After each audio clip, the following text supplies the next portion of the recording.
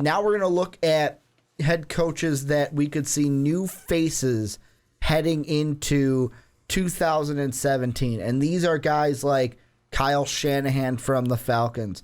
You've got Terrell Austin and even Jim Bob Cooter from the Lions. Jim Schwartz from the Eagles. Sean McDermott, a guy that we brought up last week when we talked about the Bear job. Mark, I'm going to let you go first. Who's one guy that you think, man, this assistant, this guy, he is going to be a new face and a new head coach for a football team next season? Yeah, I really think that Jim Schwartz is that guy because he did his time in Detroit. Didn't work out for him. He's been spending time in Philadelphia. And after 2 years of being a defensive coordinator, he's done good stuff in Philly. I think that some team who needs a defensive-minded coach is going to go ahead and give Jim Schwartz a call because of the fact that when it comes to a defensive coach, that's probably your best option is to go for Jim Schwartz, unless you're going to go for like Sean McDermott out of Carolina. Those are like your two options that you have. I personally am not high on Matt Patricia out of New England. Not really willing to give that, but I just have a bias against the Bill Belichick coaching tree in general. So I think Jim Schwartz, if for teams who want a defensive-minded coach, and there's definitely some out there, my Chicago Bears being one of them, and I really don't want to see Jim Schwartz as the head coach of Chicago Bears, but I think Jim Schwartz is going to be one of the first guys to go ahead and get that job. No, if the Bears, to me, I'm telling you, I said it last week, I'll say it again. The guy that needs to, and this is a guy where he's going to get some interviews, but to me, his perfect job would be the Bears, is Sean McDermott. I mean, defensive-minded coach, 42 years of age, and this is a guy who has kind of built that defense with Ron Rivera in Carolina. And the one thing that they say here in the ESPN article is if there's 7 or 8 openings this season, you figure that McDermott would get a good chance of securing one of them. I think he's a coach that could, but to me, that Bear job is to me, too perfect for him. One thing that scares me about Sean McDermott is how easily that defense fell apart as soon as they lost one key player. And the Bears have had 15 injuries this year. Yeah. You can't have something where as soon as something is different, it all falls apart. And that's something that kind of worries me there. And it's not all one coach to blame, but there's something to that. And it just scares me a little bit when you think of it that way. While we're talking about these defensive coordinators, Matt Patricia, he's definitely got a lot of attention as well. And I think he's kind of... But the Patriots are probably going to go to the Super Bowl, which means he probably won't get doesn't get a good shot. Owners don't like waiting that long, man. They do not like waiting for people to finish the Super Bowl to interview them. But I got to think, what is... Out of the Bill Belichick coaching tree, what is the best coach that's come out of that? Bill O'Brien, but he had most of his success in college. I was going to say probably Nick Saban, but once again, it's only college success. Josh McDaniels is failed. He failed in Denver, and now he's back in New England. Jim Schwartz failed in Detroit. He's in Philadelphia. There's not really too many options of guys who have been all that successful out of his coaching tree. And I don't want to, completely say, therefore, Matt Patricia is a failure. But it just makes me nervous when you see all the failure and literally no success. And I mean, I look at his coaching tree, and the two best have to be Nick Saban and then Kirk Ferentz. Both of those coaches, both really good college coaches. Ferentz at Iowa, Saban in Alabama. But unfortunately, we're in the NFL. Yeah, other than that, Bill O'Brien had success in college, hasn't had success in the NFL. Josh McDaniels, like you said, Jim Schwartz, Eric Mangini. Eric Mangini was the coaching tree of Bill Belichick. Romeo Crennel. Not really success, though. Charlie Weiss. These are coaches that, I mean, with Charlie Weiss, he went to the college ranks and just didn't really do anything for Notre Dame and then Kansas. But really, I don't want to jump on the bandwagon like you said that, oh, Matt Patricia is not a good head coach because he comes from that Belichick tree. But it's really of how confident are you in that? One defensive coordinator that I think is going to get a job, mainly because this is what happens in Cincinnati, is Paul Guenther, where he's a guy where he takes over in 2005 as an assistant. He gets promoted to defensive coordinator in 2014 when Mike Zimmer leaves, been the defensive coordinator since then, and it just seems like the trend.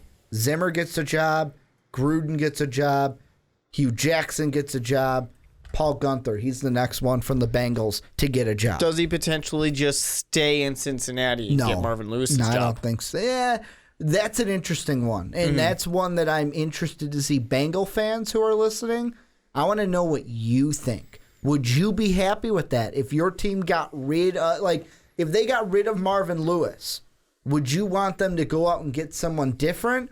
Or would you want them to hire from within? Because like I said in the last segment, it's kind of like that mediocre winning culture. Would hiring Paul Guenther from within change that culture? Yeah.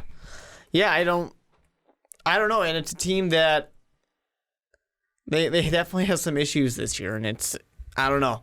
I don't know if that's going to be considered a good thing or considered a bad thing. I definitely think there's quite a few issues. And that's probably not the best way to go. Outside's better. One guy who's got to get a job, though, is Darrell Bevell. He's a guy that it seems like for the last 2 years, especially last year, he drew some interviews, and we thought he was going to get a job, and then, he stayed put in Seattle. He's another one that I look at like it's one of those ones where it's like you see it in politics where it's like, oh, this person's really trying to get their nose in the door, get their head in the door, and then boom, they're making a serious presidential run. Mm-hmm. Yeah, it's interesting because he's had some time where he's had a lot of success, and anybody out of Seattle is going to have some success for sure. So those defensive type of, if you're really looking for something, he's actually. I don't know. Here's my problem. So much of the Seattle Seahawks is just that roster. And yes, coaching is good. Pete Carroll's done a wonderful job. But what Pete Carroll has been best at is getting young, cheap, talented players. Look at Todd Bowles. Yeah. In the Jets. He doesn't have a roster anywhere near Seattle, and look at what he's had to deal with. Exactly. I mean, this season has not gone the way many, including myself, thought that the New York Jets season would go. I mean, the personality issues he has to deal with have been different, but still not the same roster. It just kind of... I honestly don't know which way to go on Darrell Bevell, just because I give so much credit to what Pete Carroll created in Seattle that I don't know if any of these guys are going to be able to go and replicate something like that. So that's a huge question mark to me. And before I kind of kick it off to you for any of the last names that we haven't mentioned to close up shop, I'm going to throw out one more at you. And this is one where I'm not quite sure how he would be as a head coach. And because of that, I would not give him a shot if I had a head coaching opportunity. This is a guy who didn't really do anything when he was with the Redskins, now with the Atlanta Falcons. What do you think of Kyle Shanahan? Is he going to get a shot to be an NFL head coach? I hope not. No, I don't think that there's much out of Kyle Shanahan. Almost the same thing at this point. Yeah, pretty much. It was such a disaster when he was over in Washington. He was with Washington, then Cleveland last year. Yeah. And there's no success in Cleveland for anyone who's ever in Cleveland.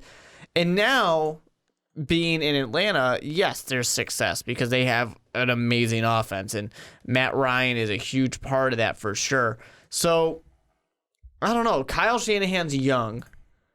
I think the guy kind of needs a little bit more time to cook, I guess, to develop.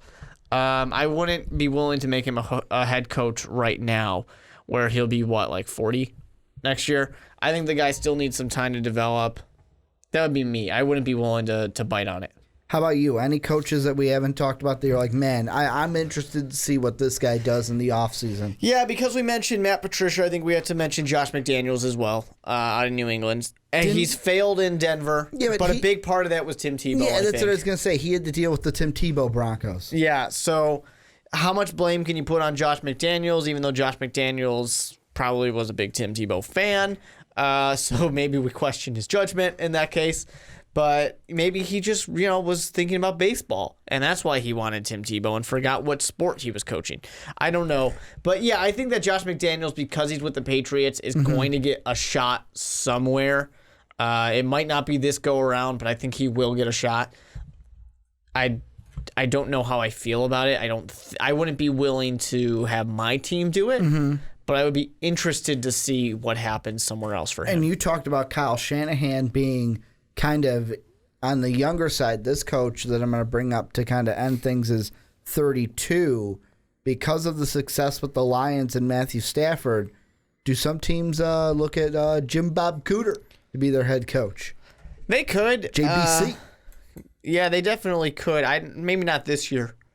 Maybe not this year. Maybe next year. Maybe one more year of him with Stafford in that offense. Yeah, let's see if it was true success or if it's just that the NFC North sucks. Yeah, it could be the latter with how some of the teams have been playing. But this is where I want you guys to come in. Let us know down below what coaches do you think are going to either get several interviews, or could we actually see as head coaches in 2017? One guy that I want to mention too from the Lions is Terrell Austin, because he's a Bevel kind of a guy where he got looks last year, didn't get a job. This year could be the year where he finally goes ahead and gets one. He's got to be at the top of the pack for these head coaching jobs. But that's going to do it for the Onside Kick this week. You can go ahead and follow Mark and myself. Down below is our Twitters in the description. Remember, if you want to help support the channel other than hitting that subscribe button and that like button, the first thing you can do, share this video or this podcast to all of your friends and family, Facebook and Twitter, Instagram, wherever you go ahead and do your sharing at.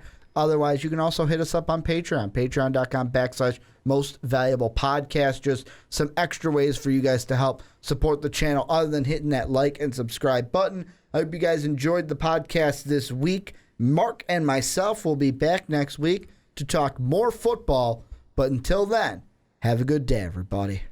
Thank you for listening to this MVP podcast. Follow us on Twitter @MostValuablePod for more great podcasts.